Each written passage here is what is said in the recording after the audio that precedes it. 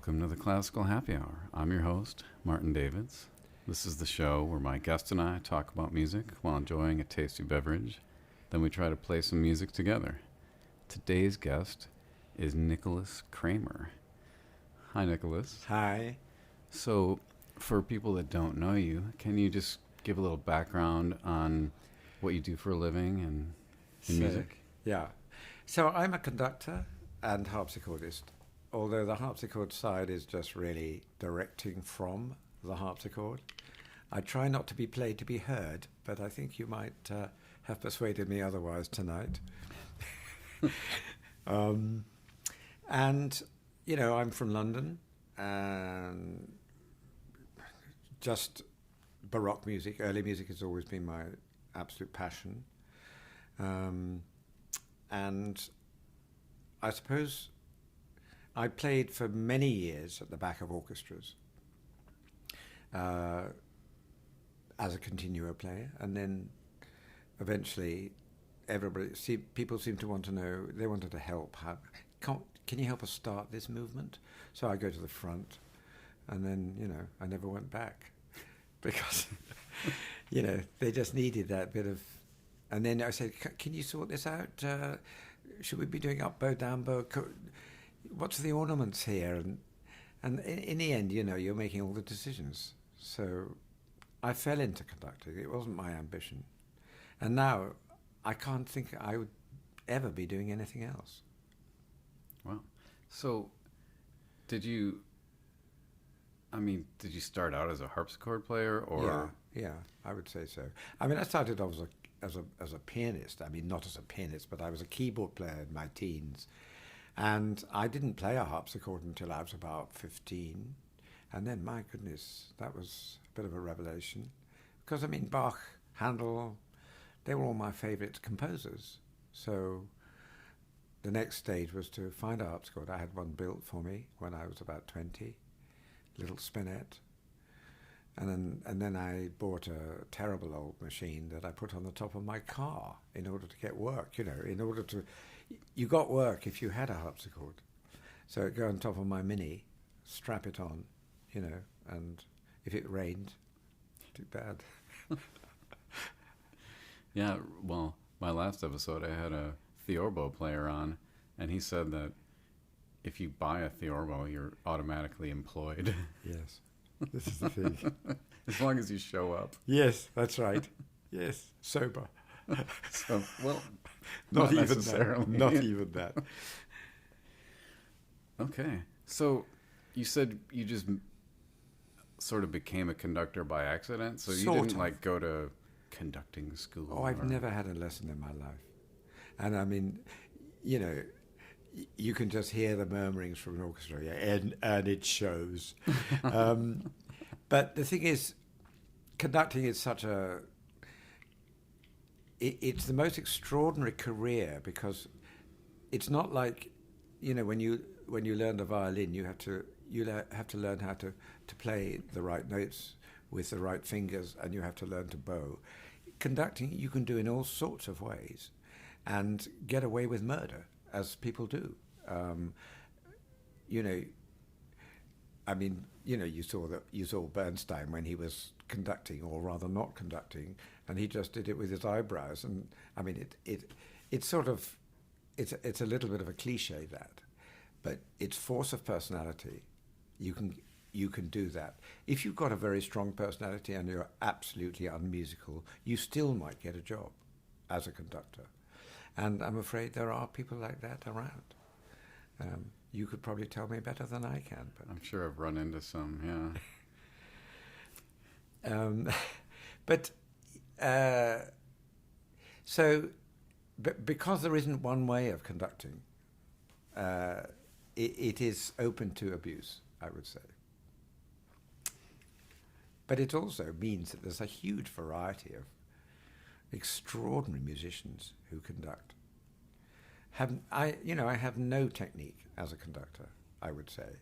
I can beat time, but I tend not to, because the sort of groups I work with have their own time machine. They've got their own propulsion. I don't need to tell them. I need to start them off. and I need to rehearse them. But when we get to the concert, that's why when I'm playing the harpsichord, I'm not beating time. I'm okay if they can hear me. They can hear I'm sort of propelling it a little bit, but that all coming from the rhythm section, the cello and bass, and sometimes from everybody else, and that's what I love about this whole way of making music. I'm not on a pedestal. I'm not on a podium usually. I mean, if you've got a big orchestra, obviously you're going to have to do a little bit more. But I tend not to conduct big orchestras. Or I can conduct a big orchestra in the right repertoire, and then, if I'm doing Mendelssohn or something like that, then you have to watch it. You have to be very clear. And one thing I can be, if I need to be, I can be very clear in my beating technique, if you like. Your hand waving. Yes. So, the way you describe it, you accidentally became a conductor, but, there are different types of conducting. Like there's orchestra conducting, there's opera conducting, and it seems like you don't just fall into those things. I think I'm first and foremost a musician rather than a conductor. So when I conducted my first opera, it wasn't about having a fabulous technique. It was about having ideas, having a love for the music. Because if you don't have a love for music or the music that you're conducting, then you shouldn't do it. And I wouldn't have said that 15 years ago, 20 years ago, because I used to say, if there's something I've been asked to do and I don't particularly like it, I work much harder at it in order to convince myself that it's worth doing. And of course that did happen. But if I have nothing to say about a piece of music, for instance, if somebody said, oh, we'd like you to do Sibelius' Fifth Symphony or something. Well, I love Sibelius' Fifth Symphony, but I have nothing to say about it. So, I would say thank you, but no thank you. There are lots of people who will do that much better than me. And there are conductors queuing up to do Sibelius' Fifth Symphony, I'm sure. But it's also to do with the size of an ensemble. I don't really want to have to shout at a group of 60 players, unless they're kids. Now, this brings me on to my absolute first love, and that's working with students, working with kids. And, when I started working with the Civic in this city, that was just one of the best things that ever happened to me. I did some Britten and Beethoven and, I don't know, we did the Mendelssohn at Midsummer Night's Dream. And then when Yo-Yo Ma was around, we sort of did a joint thing with the Brandenburgs. And I did that every year for about 5 years. I'm not this year, but, that was such a wonderful thing to do, because they're such good players, and yet they're completely open to what you have to say. And, if I said, oh, I want you to play this upside down and terribly, terribly slow or terribly, terribly fast, that would be abusing my position. But the point is, I've got to the stage in life when I really, really have very strong opinions on how I want to hear the Brandenburg concertos, for instance. It's not unshiftable. And if somebody, you get a kid who plays, who has an idea about how number 4 goes, the violin part of number 4, and has some ideas, I said, oh my goodness, that's so great. I wouldn't say, no, you can't do it like that, because I've never heard it like that. I'm completely open to sort of experimental things. I don't mean, like crazy ways of doing the Four Seasons, which apparently seems to be the thing nowadays. Yeah, I've noticed that as well. I think Max people. Richter and people like that. I mean, I haven't really heard it. And I've played with some people that it seems like every decision they made was because that wasn't the normal way of playing it. yes, And I felt like they were just as locked in or trapped because that's not a choice either. That's just a reaction. That's not something they came up with. No, that's right. Yeah, it's just let's take a really popular piece of music and play it very differently just for the sake of it. Now, having said that, I've been doing Messiah pretty much all my professional life. And, you wouldn't recognize it from the first time I did it. I made huge decisions about tempi, and you're working with all sorts of different artists and standards. So if you're working with a huge amateur choir, you're not going to go racing through it, because it's terribly difficult to sing. So, you adjust to the situation. For sure, Messiah is one of those things that people play so many times, and you can get really set ideas about it, but there are different ways there's so many movements, Yes. And it is sometimes refreshing. A few years ago, I had a residency at Northwestern doing it with my ensemble was playing with their top choir. Yeah. And they had brand new Baron Reiter parts Yes. with no bowings. And I thought, maybe I'll try different bowings. Yeah. I don't have to do the ones I've done for 20 years. Yeah. So, Yeah. interesting. Interesting, yes. Yeah. But not just because I did them before. No. But the thing is, I don't want to get too technical, but, if I was working with an early music group, maybe I wouldn't bow it, because they would bow it as they did it. I wouldn't say, will you bow it for me? Because you know how to do it. If we had a small group, sort of 10 players or something, just hand the parts out. But then, of course, you need time. Yeah, you've got to have enough rehearsal to write it all in. Yeah. It's a lot of pages. It is. Okay. So, since your path is a little unconventional to becoming a conductor, do you have any advice for anyone that wants to become a conductor, a young person? I would say really study the scores. I mean, really know them. It's no use sort of listening to other people's recordings and then thinking, I'll do it slightly different to that, but that's great, I'll do it that way. You've got to really start from the beginning, but that's assuming that you can get an orchestra together. I mean, that's the toughest thing. That is really the toughest thing. I mentor a conductor at the moment. I mean, she's not a student of mine, but it's somebody who assisted me once. And she's very talented, really. She's very, very young, and she has huge musical insight. And she's not brilliant technically, It's easy to follow, and it's so exciting to see what she intends to do and what comes out. Because at this stage, she's successful, she's an assistant at St. Louis. So she got a job.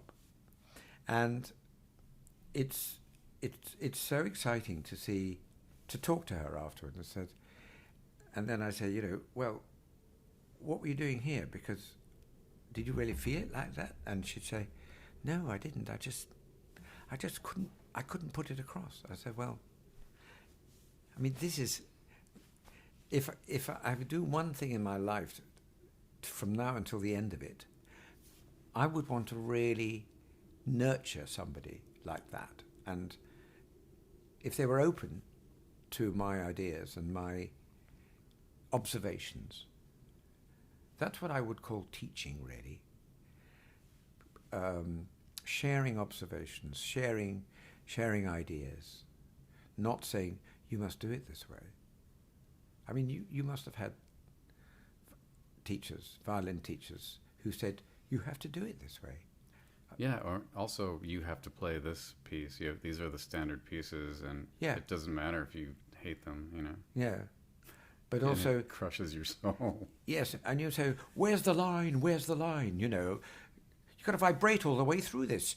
You know, otherwise we can't hear what you're doing. I mean, you know, you'd play a Bach slow movement, and you know, all these gaps. One of the things, this is quite funny, I did a couple of intros to Messiah for Music of the Baroque. So you can get those online. And I'm quite sort of obsessed with the text of Messiah, because, you know, it's half of it, more than half of it is written, the text is written 500, 600, 700 years before Jesus Christ was born. So whatever anybody says, and they call it prophecy, it's about something else. A lot of the text is about something else, but I'm not going to go into that.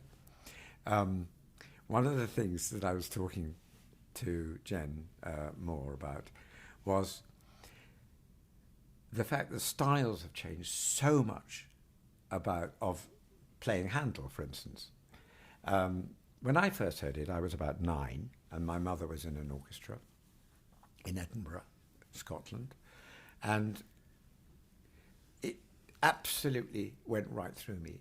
Now, if you think, it was probably played in a very, very old-fashioned way. I think there may have been a piano continuo instead of harpsichord. And so when I was discussing with this Jen about the styles, I found a recording of the overture conducted by Karl Richter and the Munich Bach Orchestra and Choir. And they were absolute my idols, you know, B minor Mass from the 50s. I hadn't heard this Messiah before, but when I heard the overture, I couldn't believe my ears. And you have to listen to this intro to hear it, because, or if you've, of course, you go on Spotify, you can do anything, can't you? Just click on Karl Richter, Munich Bach Orchestra, Messiah, and you will hear the overture, and you won't recognize it as being the piece that we play now. It's exactly, and one of my points was that he plays it exactly as it's written, with absolutely sustained. There are no rests in the overture, in the opening of the overture. It's absolutely written through. And of course, because of various conventions, like double dotting, which I don't need to go into, but and also articulations, silence of articulations, we do it completely differently. So they've actually put Richter's recording next to the one I did last year in London, and you know, you'd be hard pushed to recognize them as the same piece. But that's what I found so exciting about how flexible you can be with interpretation. I mean, you can, and you know, it's also a matter of taste. You know, it's just because it's a period instruments or an early music recording of some Handel, I'm not necessarily going to say, oh yes, of course that's right. It's right and it's wonderful. I've become quite critical of my colleagues who have to play everything so fast or so slow. You know, I mean, it's all very much a personal choice. That's interesting. Okay, so do you have anything, any projects coming up that you're really excited about? Anything down the line? Messiah. This coming Messiah, and then when I go back to London, I'm got into another one. It's that time of year. It's that time of year, but it's also, it's thrilling every time. I've done well over 100 Messiahs, and it's absolutely thrilling every time I do it. It's because it's just, there's something about it that it doesn't wear. And I think it's partly to do with this mystery. It's very mysterious how the text has this double meaning. And I think it inspired Handel to do extraordinary stuff. The trouble is we know it so well that we tend not to reevaluate our appreciation of it.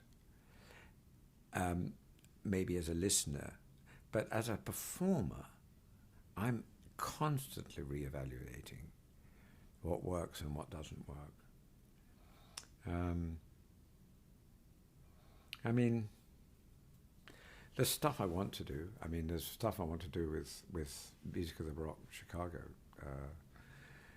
before I drop dead.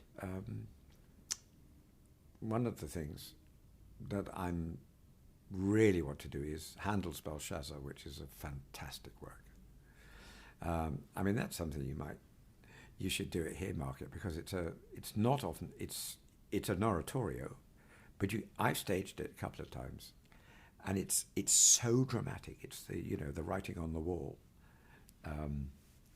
The phrase "the writing on the wall" came from the story of Belshazzar, who had been, who'd done bad things, and the writing on the wall came up. So, I mean, and the way Handel set that is just fantastic. So, I'm hoping that that's going to happen in the next 4 or 5 years. So, yeah, we should say that you're here conducting Music of the Baroque in Chicago this coming weekend, November, do you know the day? It's Monday. Whatever that is. So I think Sunday in Skokie and Monday at the Harris Theater. That's right. That's right. Yeah. Come along. Thanksgiving weekend. There's always going to be space. I think Skokie sold out, but I think there's always going to be space at the Harris. And it doesn't matter where you're sitting, because it's, I love that building. I really do. And the Music of the Baroque always gets really good soloists. Really good soloists. And the orchestra plays so well. The choir are amazing. So, I'm very lucky. Just very lucky. Yeah, Messiah is one of those pieces. I play it many times every year, and I never get tired of it. No, but I get tired. Yes, it's very tiring, but that's the thing. As long as you have different approaches, if you played it with the same conductor every year, and only that, you get pretty bored with it. Or you just have to become a conductor and do it yourself. Do it your way. Well, one of the ones I do, I get to play most of the arias as solos and without a conductor, so it works out okay. Good. So, do you have any hobbies outside of music that you do? I really do like to keep fit. So I broke my foot about 5 weeks ago, so I fell off my motorbike. That's very stupid. I love soccer. I love to watch soccer, what I would call football, but it's too confusing because it's... So I do know a bit about soccer. Cricket, I'm afraid. I don't play it. I don't know. You collect anything? Strange objects? No, I don't. That's the funny thing that I don't do. We moved house recently, and we threw most of the things away. So I'm quite good at that now. But walking now, and just staying healthy, which is quite difficult these days. You have to be very careful. Yeah, and on the road, it's always harder too. Yeah, sure. You don't have the same access to time and the whatever you do for exercise, and yes, you have to make yourself do it. You do. And people are always trying to get you to do other things. Yes. I suppose another hobby I have is going to the theatre, because I love theatre. I watch a fair amount of television, which is mostly rubbish. So I have very low brow taste in TV. But I hope that balances with what I do in my profession. I feel like there's a broad range of people, and they're all great. Yeah. You can't dismiss any of them. No. Okay, so if you didn't become a musician, what would you have wanted to do? Was there anything else you were interested in as a kid, like astronomy or I wanted to be an actor. an actor? In fact, I wanted to be an actor until I was about 19, even though I was already a musician. But I didn't think I wanted to earn my living as a musician. I wanted to become an actor. But then I realized the only thing I could do was to be funny. I couldn't do any straight roles. Really? So Why not? because it was just so pathetic what I did, so boring, and yet I could make people laugh, and that was the thing. And I still want to make people laugh. Don't you have genuine feelings, though? Sorry? Don't you have genuine feelings that can come across? No, because I'm not trained. I'm not trained to do that. So if I'm playing, I admire actors so much. I mean, maybe too much. To see how they do it,